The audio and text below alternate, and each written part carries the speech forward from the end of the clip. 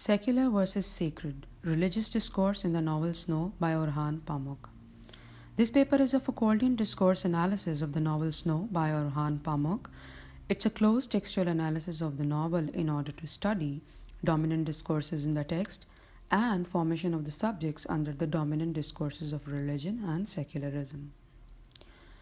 This paper will start off with brief religious history of Turkey, then the textual analysis of the text Snow.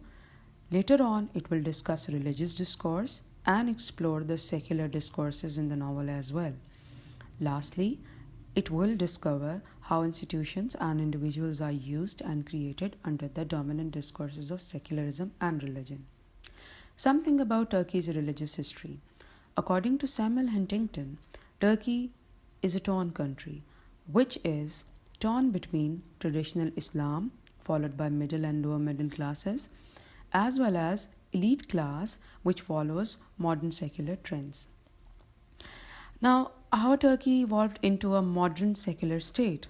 It started off in early 1900s. Young Ottoman Revolution set the pace for it, and it reached its climax in the reign of Kemal Atatürk.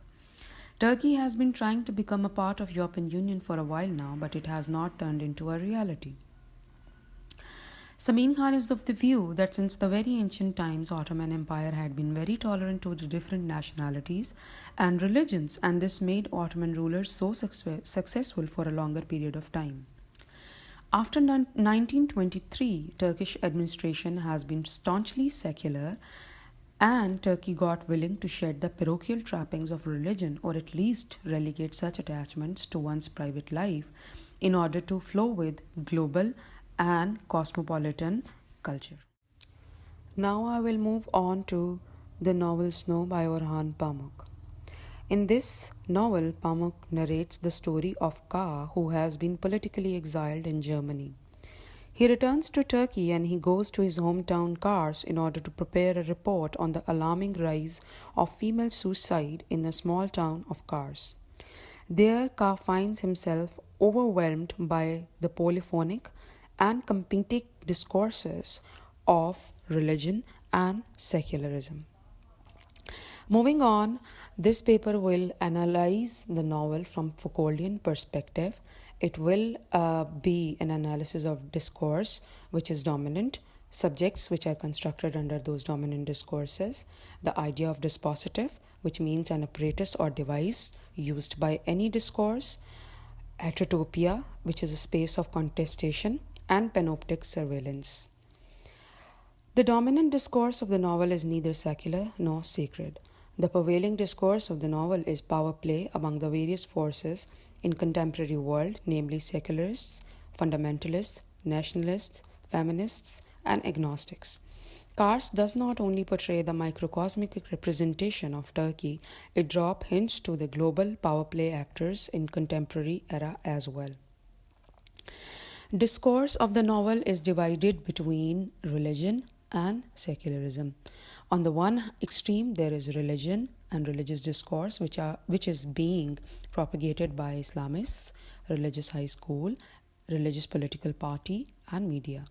And on the other extreme is secular discourse, which is motivated by state, police, army, and media. Ka is somehow a double agent, which is in between both these discourses.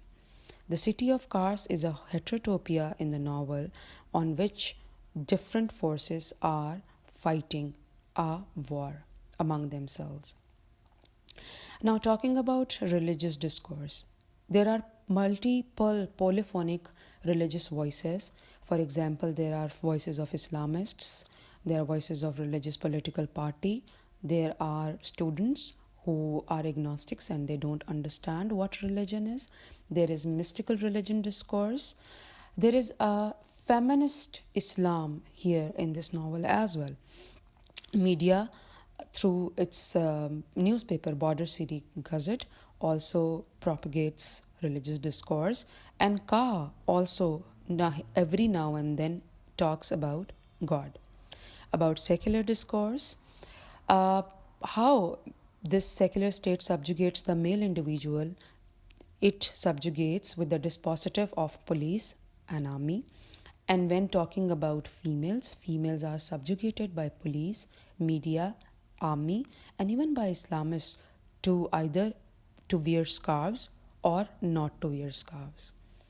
Secular state in the novel, according to Oknar, is a microcosm of the nation state as a space incarceration or even a police state.